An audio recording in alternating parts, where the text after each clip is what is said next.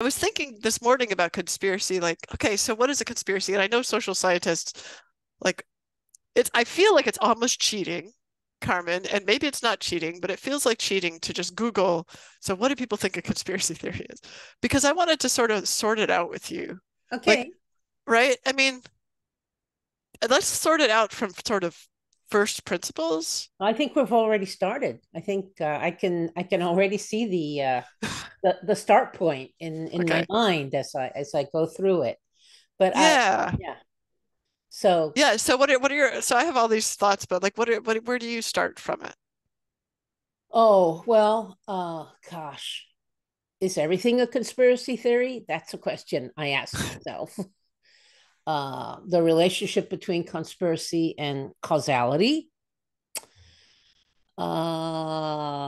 There's a great game that when you and Brooke get into DC and our schedules mesh, I'd love to have you come over and play called Anomia. Oh, yes. You've Yes. played it, but it's culturally not cognitively disorienting. But Yes. anyway, I was playing it, introducing it to some friends, and one of the basic activity of the game is that you see a category and you have to name something that's in that category. So the category was cult leader, and the friend that I was playing it with said Jesus, and I raised my eyebrows, and then he looked at me, and I said, "Okay, you're correct." I'm sure we have offended gazillions of, well, we don't have gazillions of listeners, but some version of gazillions of listeners are offended by that At remark. least five, at least five. Right, exactly.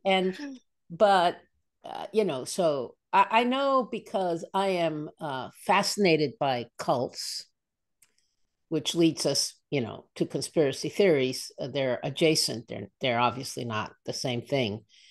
But I know that one of the characteristics of a cult is that it's a high demand organization.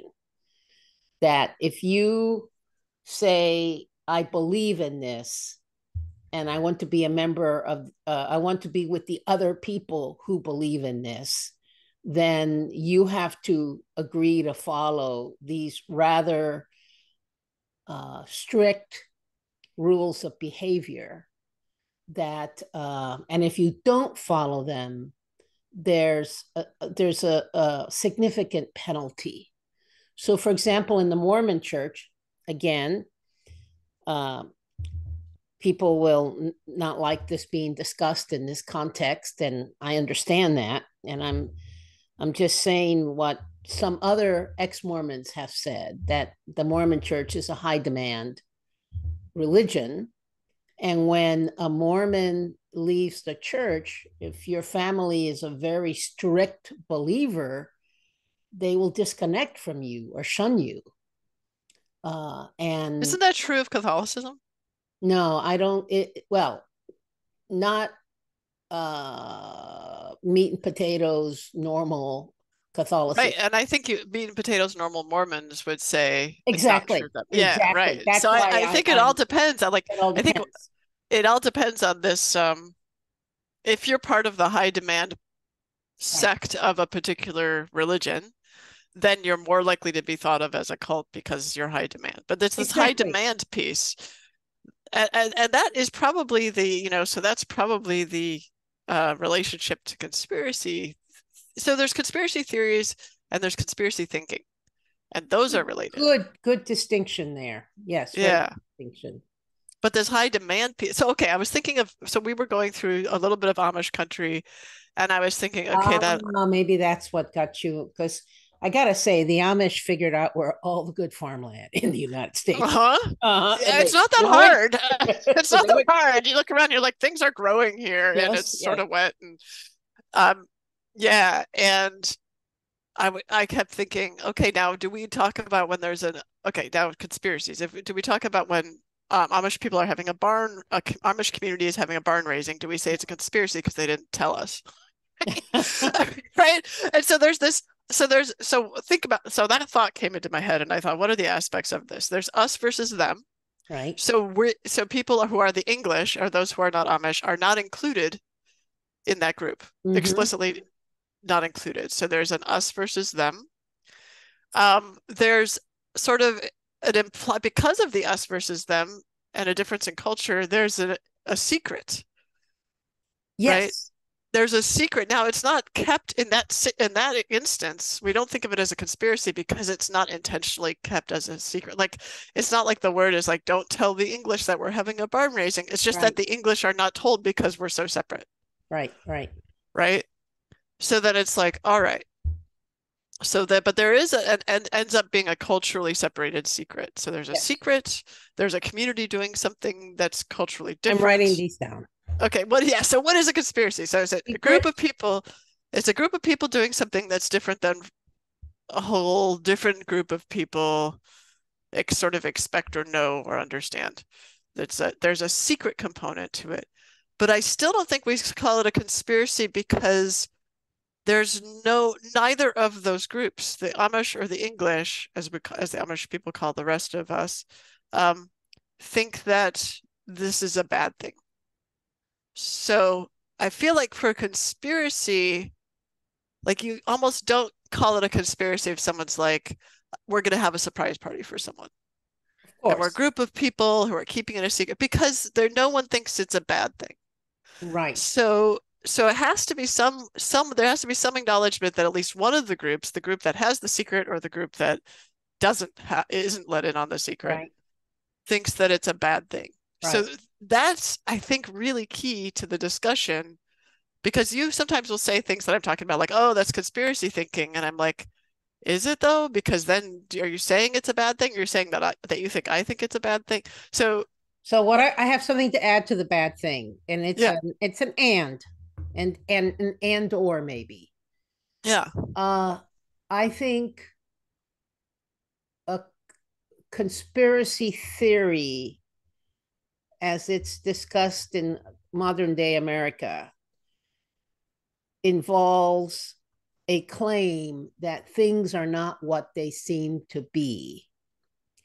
And you, Joe and Jane Doe, are being purposefully deceived or purposefully being kept in the dark about how things really are. That's And okay. That's conspiracy theory, and that is conspiracy thinking. But an actual conspiracy doesn't have to be that. yes, so what you're talking Yeah. about, how you're using conspiracy is in this a group of people getting together to do something.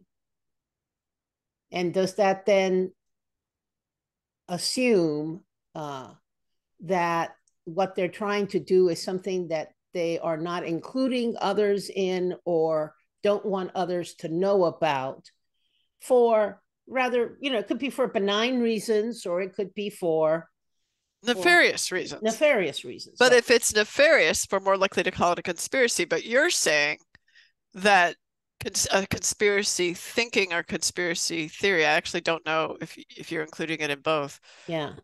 has to have this piece or has this piece of they don't want you to know. Like not only is it a Mhm. secret, but it's a purposeful secret Yes. because they're trying to control sort of what the knowledge is out Right, there. right. And I don't know. I would be interesting to Google to see whether or not someone has actually created a taxonomy Oh, I'm of sure. conspiracy from, lesser to greater Yeah. conspiracies. But But so in that, but okay, so given let's add that in there because I agree with mhm, you that while an actual conspiracy that is actually a conspiracy doesn't necessarily have to have that, it can be perceived as that, and that's more mhm. conspiracy thinking.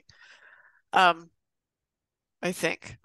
Let's And add let it me in there, just but say, yeah. we have all had this experience with our friends and family where we are doing something for one set of motivations and the other people, much to our surprise, assumed we were We're having doing it for something else. another motivation. And I don't know if you, but I get this like, what?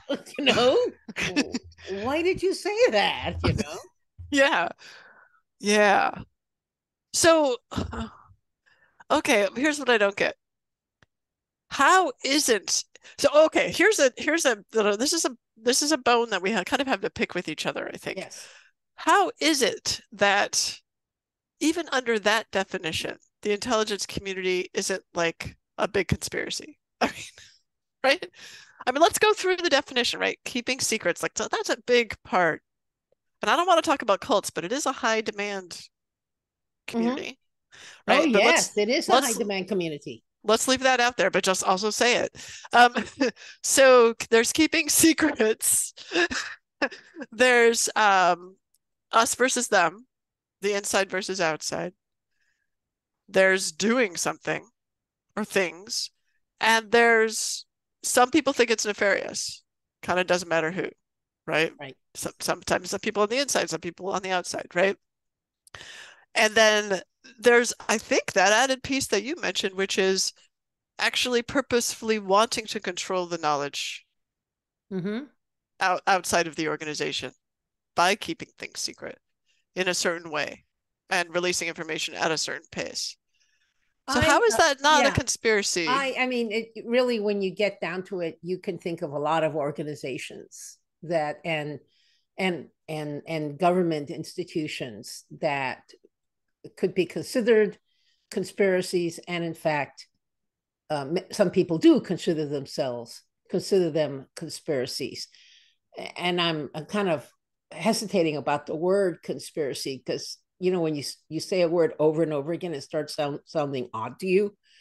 Well, So also you're in the in conspiracy group, right? conspiracy is not synonymous with planning, but as we're talking, we are kind of, unless something happens spontaneously, it has somehow been arranged. And once it's been arranged, then there's a slippery slope that takes you to conspiracy. But there are people, I think Lyndon LaRouche, I don't know if his followers are still active, Oh but if yeah, you that guy. remember Lyndon Of LaRouche, course. he believed that all government was some strange, I, you know, Conspiracy.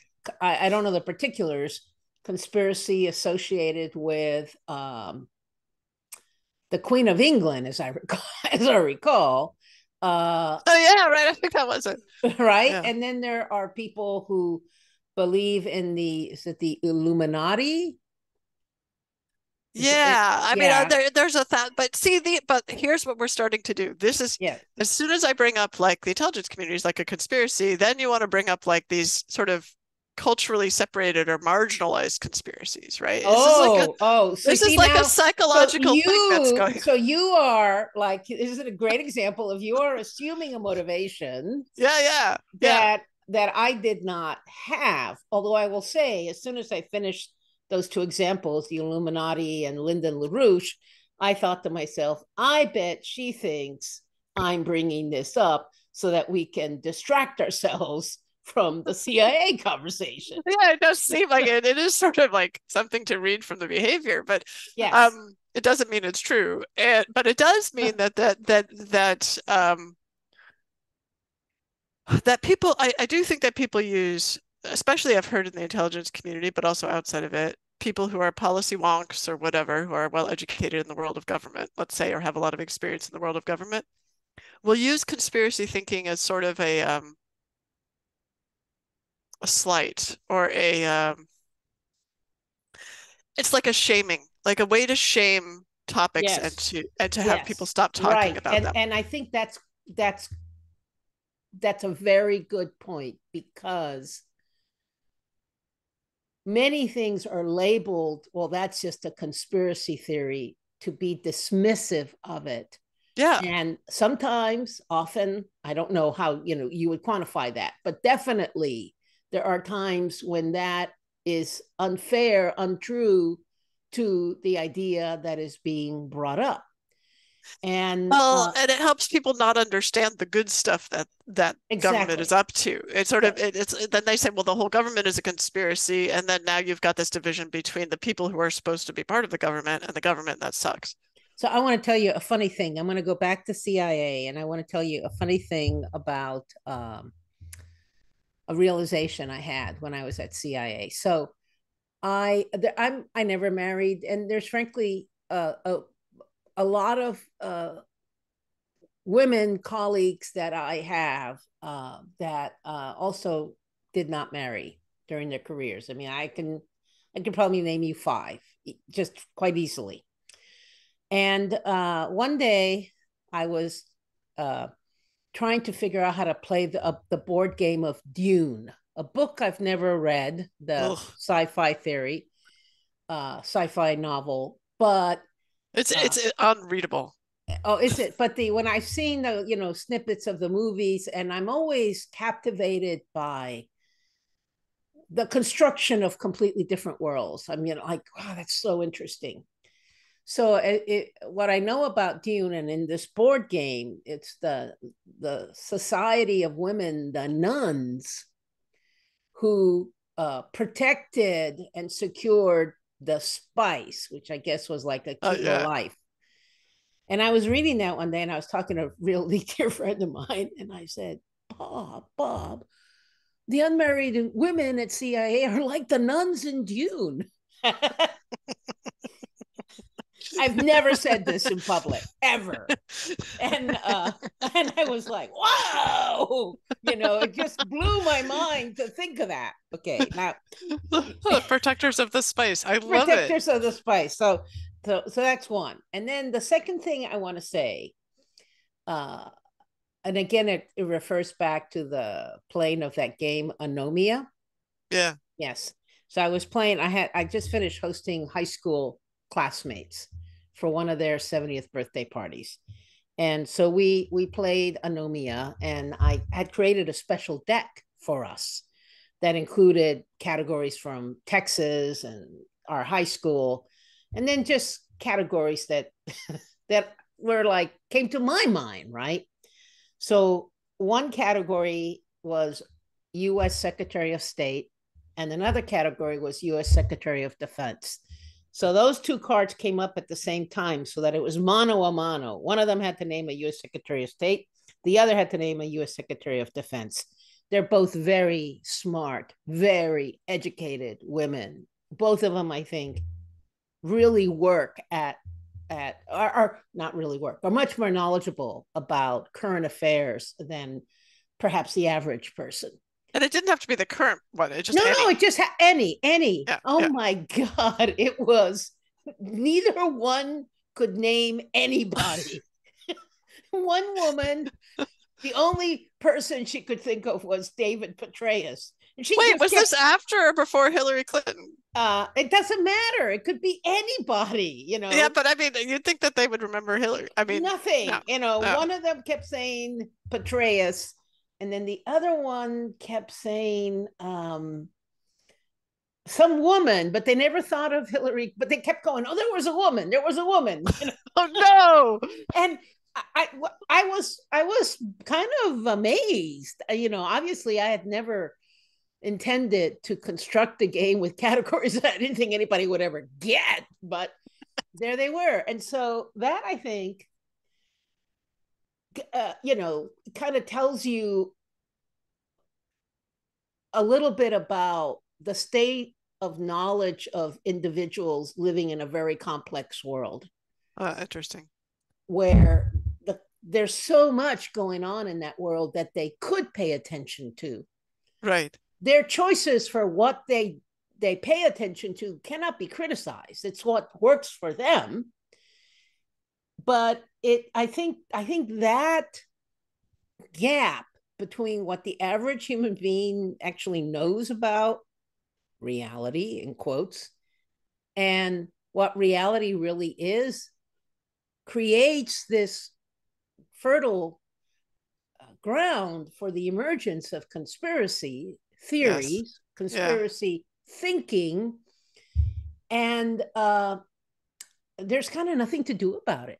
There's nobody walking around who completely understands reality. That's right. And There's I no will say, answer. Yeah, and there's no answer. And this thought just entered my mind as I was constructing the previous couple of sentences.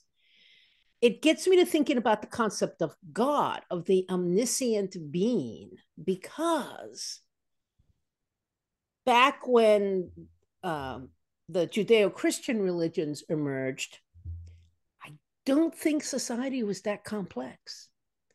So for them to even conceive of a being that could know everything, past or present or future, is kind of compelling. Why did they have to believe or imagine that such a being existed? So, okay. And can I make one last point? You could always make one last point. In today's world, in the world that we're living in today, the concept of an omniscient being is way more amazing than it was 3,000 years ago. In the you're saying because there's more information. You're saying because there's more to complexity. Yeah. So how a shepherd moved from one place to another place in the Middle East along the Mediterranean would have figured out how their little society worked pretty quickly. But if you take, but their inner life was different. I mean, I don't know. I argue. Yeah, I get it, but I argue with this idea that the life was more complex because the human brain is designed to understand the complexity that there is. Complexity that there is, and then to predict and to inform future decisions, for the survival of the self and the species, based on that complexity. And it will invent complexity. I mean, I think this is so where I come down as a neuroscientist is people invent complexity. Oh, you're going to play that card on me. Yeah. Well, I'm just like people invent complexity because no. But I think people will. Life is always complex because people will invent complexity to explain things. We want to rationalize things and explain things to try to make the world predictable, but it's often not. But okay, as an intelligence analyst, this is your insight. My insight is this. I sort of want to ask my moms. Yes. And this is if they're up for it. Are you okay with that? Because they're actually psychologists and they might actually weigh in more intelligently than either of us. Yeah. All right. Let me go see if they're available. All right. I'm just going to riff here, or maybe I'll cut out the riffing. Who knows? Okay. So we've been transitioning to the upper floor of Julia's house so that we could invite Julia's mom, Jean. Yeah. She's a couples and family therapist and works with kids and to sort of talk about or share with us her knowledge about the psychology behind conspiracy thinking. Good morning. Good morning, Carmen. Haven't I met you? I think I have met you. Not in person. In fact, I think we had a brief Zoom thing when, I don't know, Julia and I were perhaps chatting. Oh, we did. Yeah, you did. During Thanksgiving or something. It was very brief, but but there was something there. Yes. And my other mom, my stepmom, would like to maybe join us sometime, but she has expressive aphasia, so it's harder for her to feel comfortable speaking. Yeah, but she's also a gifted psychologist like my mom. So this is Jean Walbridge, my mom. Hello. For you. All right. Do I understand that the general topic is conspiracy theory? That's correct. And a question of what it might do for people who hold it or who maybe rely on conspiracy theory. Yeah, or like tend toward it, have a tendency. Yeah. And you'd like my comments on that? Yes, absolutely. So just a couple of points that you may have covered already. There are conspiracies. That's why we have the name. And I heard topically, I heard a woman who had been a high official in Mossad. Is that the name of the Israeli intelligence? Mossad. Mossad is something else. Mossad. Yes. Mossad. And the interviewer was asking her why didn't Mossad know about the attack by Gaza on Israel or Hamas? I'm sorry, by Hamas. And she said, there were probably, I think she said like 10 or fewer people who knew that Hamas was training its soldiers, not just as an exercise for training its soldiers, but for a specific purpose. So there was definitely a conspiracy there. So I just want to say conspiracies are real. I mean, there are conspiracies, so you're not insane. Sometimes if you think there's a conspiracy. And sometimes maybe you are. Just as in anything, sometimes maybe we are. Right. We're insane. We're thinking something. But in terms of what they do for a person, I tried to think if I had a client in front of me who was going on about a conspiracy about a political event or any event in their lives. First of all, it would have a particular meaning to that person. So you can't say it would do the same thing for everybody. I mean, we're talking generalities here, whereas in any specific person, there's a specific function of their particular beliefs and motivations, right, etc. And I'd be looking for a way to think about it, a way in kind of to their world. And one of the things that I think I might find useful is to think about first of all, as their therapist, I would be having an experience of whether or not this was a sane thing, but of whether or not this was an essentially negative or positive influence in their life, in their inner life. And one way to approach that question is there a forward edge and a trailing edge? So this is a theory invented by Marian Tolpin, now dead analyst, but she was alive in my younger years. So she came up with, a client comes in with a nightmare, say, okay, it would seem like that was just a bad thing maybe, but is there, by a forward edge, she meant, is there something essentially progressive about this subjective experience? Clearly, we're probably going to see the regressive, or what she called the trailing edge, without much trouble. But is there a forward edge? So she began to formulate a notion that there may be a forward edge and a trailing edge to most things, to most subjective experiences, including beliefs. Wait, what's an example of a forward edge? Yes. So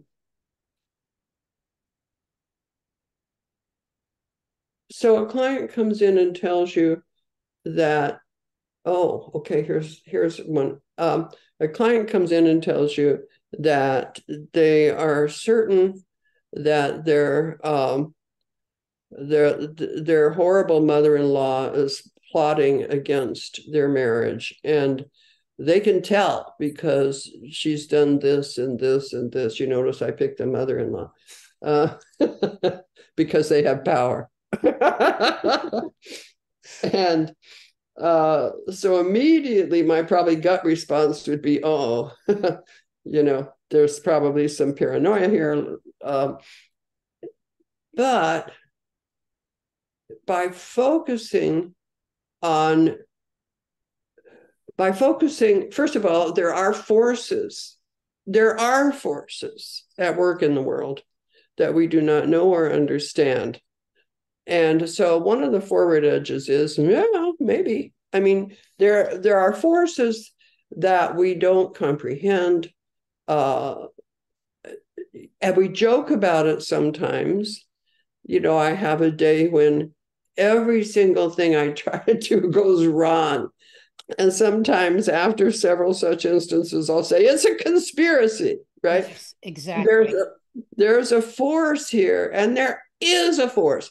The force may not be what I consider, may not be some single factor of evil, or annoyance that is working against me specifically. But there are forces that act upon us that we know not of. I believe that to be the case.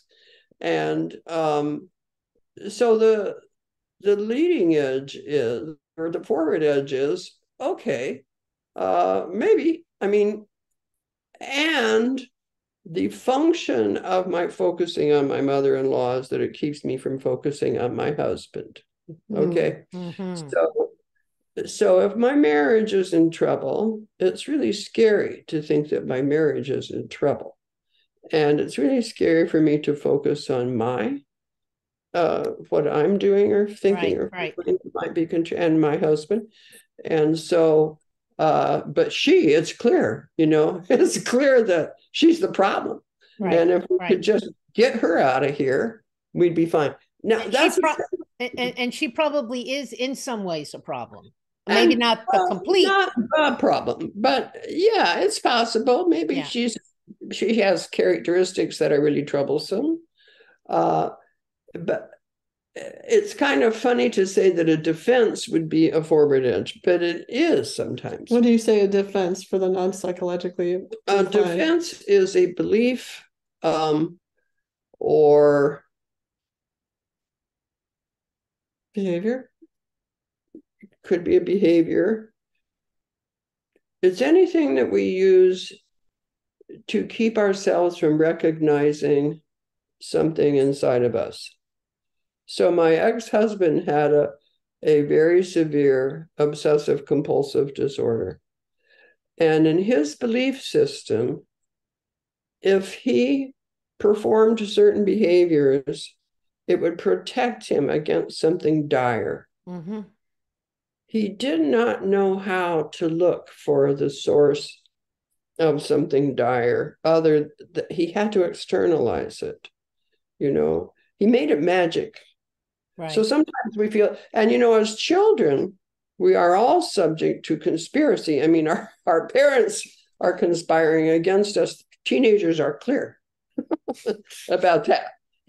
They are coming to terms with, who am I? Mm-hmm. I don't know. I'm not them. That's for sure. And they're conspiring to inhibit me. They're conspiring to not allow me to be, etc., because they can't handle what's happening inside. It's too scary. That's a defense. Okay, I'm defending against things that feel overwhelming to me. So one thing that I am a thought that entered my mind as you were talking is that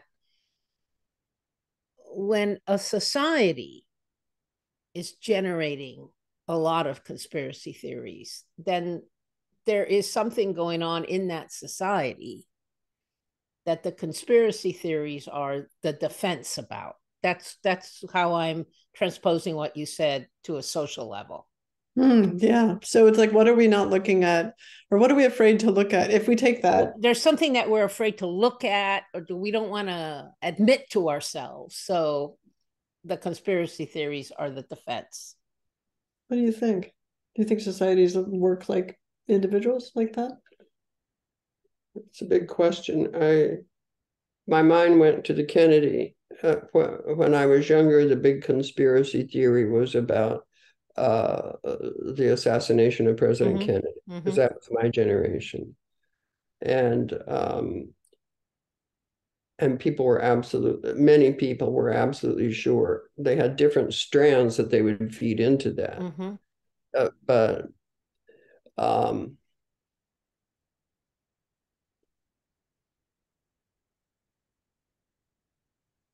I think that might be a different, I don't know. I'm neither a neuroscientist or a psychologist, but I think that might be a different category of conspiracy theory. So you can think about conspiracy theories when there's a significant shock, just some huge discontinuity that you just can't grapple with, like 9/11, With, yes, there's a failure gave of the birth to conspiracy there's a theories, to failure of the JFK, system. Mm-hmm. COVID. So we have an explanatory mechanism, both as people, individual people, and as a culture. Right. And our explanatory mechanism fails because of a shock to the system. I think the hypothesis you're talking about is then one of the sort of safe places to go so that we don't decide that there's something wrong with us that needs to be fixed, that's an externalization of the problem, which doesn't mean that it's not external, right? It doesn't mean that there wasn't a conspiracy to kill Kennedy, right? But there is also a desire to ensure that the problem is externalized. Yes. What do you think of our theory, Mom? Yeah. Oh, that's probably true. That's worth thinking about, true, not true, but it's worth, it's worth looking at in that fashion. Yeah. And there are degrees of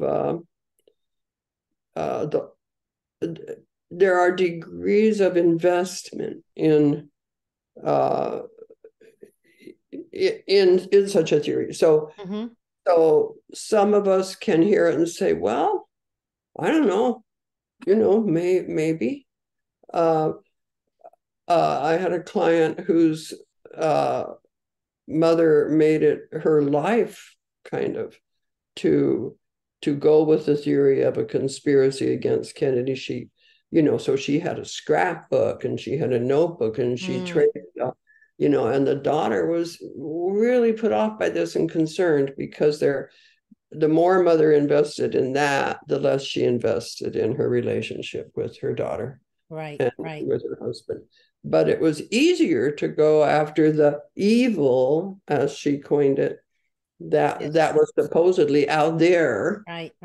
Than the trouble, that was in here. So it's the degree of investment. So that's an interesting sort of nuance, Mom, is sort of everyone holds I think almost everyone holds opinions, like things aren't always the way they seem. Sometimes the story of what actually happened isn't the actual thing that happened. I mean, we know that to be the case. That's just fact. And your level of investment of it into any of that can tell you something about where you're not looking, like what you're putting energy into. And then your story, that brings us back to your story about the women who were looking so much in this one area in the intelligence community, the things that they needed to know for their jobs, that they didn't know basic things about Secretary of Defense and Secretary of State. So your theory is being vindicated, Carmen. Well, I don't know about that. Well, at least we're not sort of. I don't know. I think my mom thinks clearly about many of these things. No, I think she does, and I think that she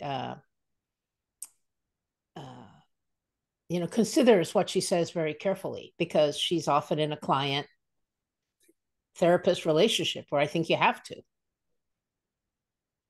The last thing a therapist wants to do, I imagine, is just sort of inadvertently say the wrong thing. Well, and one does. And so, and interestingly, though, depending on the strength of the relationship and to what degree you've built up some trust with the client, often some very good stuff comes out of one's having said the wrong thing. I like that. Yeah, because then you get there's an authentic response of aversion, or hostility or whatever it is. And now we're on. The game is on. Now, right. Yes, yeah. Exactly. Yeah. Because I'm upset, you're upset. What's going on? Yeah. Working with the what can you actually talk about? So there's a real in vivo demonstration of looking within. Yes. And both people are involved. It's not just, okay, the therapist, if they're any good, doesn't say, what's wrong with you that you reacted that way. Yeah, right. Therapist is, let's look at this. Yes. Now, one thing I wanted to ask you, and then maybe we'll have to have a part 2 of this conversation, Julia. And we can have a regular Ask Julia. Or ask Julia's mom. Oh my gosh, yes, that would be awesome. But you used the term trailing edge. And I would like you to be just say a few more words about that. So you said it was easy to identify. The trailing edge is easier to identify usually because there's clearly a regressive quality when you see somebody using a defense. So the regressive quality is, how come you have to do this? Okay. What purpose is this serving? And it's often not or it can be not an entirely healthy purpose. So the big discovery was that there could be a forward edge, a progressive. So you're talking like a positive and a negative purpose. A positive and negative in terms of development, in terms of development, and what that allows, what that contributes to is allowing us therapists and other people, if they wanted to look at it this way, not to turn away. So what is the forward edge, and from my point of view, in extremely far-right conservative political movements? There's, I can see all kinds of trailing edges, regressing, but what's the forward edge of that? It wouldn't exist if it didn't serve a purpose. What is the purpose? What purpose is it serving? What do you think? I don't know if I have an opinion about that. Well, one theory I would offer there is that a lot of these individuals have been completely disconnected from political life in America previously. They were previously disconnected to the point where they just didn't, it never even entered their consciousness to care about these things. And the trailing edge of the extreme right-wing movement, the Trump supporters for the last 10 years, is that they actually now believe they can make a difference. They actually now believe that they are not completely powerless. And that would be the forward edge, right? The leading and that edge. would be a forward edge, right? And I will say something that, again, one of the friends, my high school friends, said that I had not heard anybody say, and I thought it was so interesting. She said that she believed, and she's not a Trump supporter or far from it, I think, but that she believed that Trump was basically kind of a normal person, and that it was his followers' strange and hard to explain fixation on him that led him to kind of, in his own mind, exaggerate his persona and his presence. So rather than what is normally said that Trump attracted the MAGA crowd, it's turned around, and it's that the MAGA crowd invented Trump. And I hadn't heard anybody else say that. And I was, I'm still noodling it in my brain, but and that reminds me of a book I love. I think it's called 2 Cheers for Anarchism or 2 Cheers for Anarchy. I don't remember, but it's a series of essays by James C. Scott. I think it's his name, who is a political scientist and anthropologist at Yale. Anyway, James C. Scott in this book has an essay trying to define what is charisma. And his definition, I thought, was just so good. He says, a charisma is characterized by a great ability to listen, so that the leader who is perceived as charismatic by his followers, what his real talent or her real talent is that he has heard his followers and is able to say it back to them. And so that creates that bond between them. And I just, again, think it's very, very interesting. Yeah, very powerful. Very powerful. What I got out of this, by the way, that it relates to what you just said, Carmen, is that when I'm thinking about leaders and quote unquote followers or teams and the way people take different roles, is what you said about the relationship between the therapist and the client, is that if they're both engaged, in the mistake, the quote unquote mistake, Right. then what you get out of that is like all the gold. That's where all the gold is. In Yeah, fact, yeah. that's what Heinz Kohut, the psychoanalyst who revolutionized psychoanalytic theory and technique in Chicago, talked a lot about rupture. When there's a rupture in the treatment, first of all, there's danger. Like in any crisis, there's a danger there. You might not be able to heal that rupture, but there is a great opportunity now to go deep. Yes. Because frankly, the therapist is throwing off her stool, or he has temporarily lost the position of authority, right? And power that the client has invested in them. The client is now not so sure about this person, and that's upsetting to both people. And to the degree that the therapist can tolerate that challenge and that unsteadiness, and use it to understand that she actually did do something real that upset the client. To the extent that the therapist can do that, what does that indicate? They can find out, the therapist can find out more about him herself, but also about the client. Yeah, they can excavate much more effectively. They can excavate. Well, and it transforms the relationship. And so to me, this it's funny, we started out with conspiracy, but I think we're talking about leadership. I mean, I think we're talking about leadership and emotional maturity within the context of leadership, and what that gets you. You know, one of my favorite lines about leadership is that leaders disappoint their followers at a rate they can tolerate. I love that line. And at a rate they can tolerate. Yes. And I also think leaders disappoint themselves at a rate they can tolerate, because you are also aspirational about what you want to achieve, but you never achieve it all. And you can't tell yourself that you're wrong. You can't tell yourself if you fail that you're wrong. You have to keep going. And so exactly. And so in the rupture theory, something has to be there to have been ruptured. In other words, there has to be the bond that has been built. Yeah. That will tolerate the occurrence of a rupture. Yeah. Yes. Right. And then it's the healing of the rupture that makes it stronger. That builds new structure, new strength. Yeah, I love that, because what I hadn't thought about until you said that. Leaders disappoint followers at a rate they can tolerate.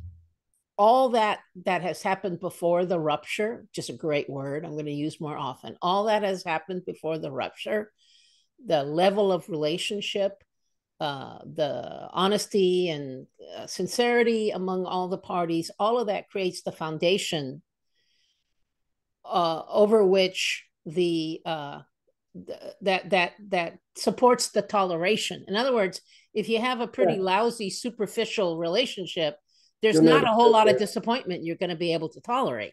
That's right. And also, there's not a lot of disappointment in the first place. There won't be a rupture because you haven't even trusted the person. Right. Well, I expected that. That's the kind of loser I knew she was, right? Well, this is a great conversation. This is great. A great addition. So happy that you joined us. Thank you. Thank you, Carmen. Thank you, Julia. And we will perhaps, if you're willing, call upon you again. Yeah, on Zoom sometime. You know, I interviewed my mom in an episode that is going to be released on my YouTube channel. I'm just advertising you. Oh, very good. Very good. Yeah. The Tread Talk. Yeah, the Tread Talk. Yeah. You know, this is one of the reasons why I started the YouTube channel, and I think same for Julia. This is like sort of where the energy and communication in society is going. People want this kind of content, and so thank you very much for inviting me. This has been fun, you guys, and thoughtful, inspiring. Oh, good. Well, it's a good way to start your Friday. All right. Thank you.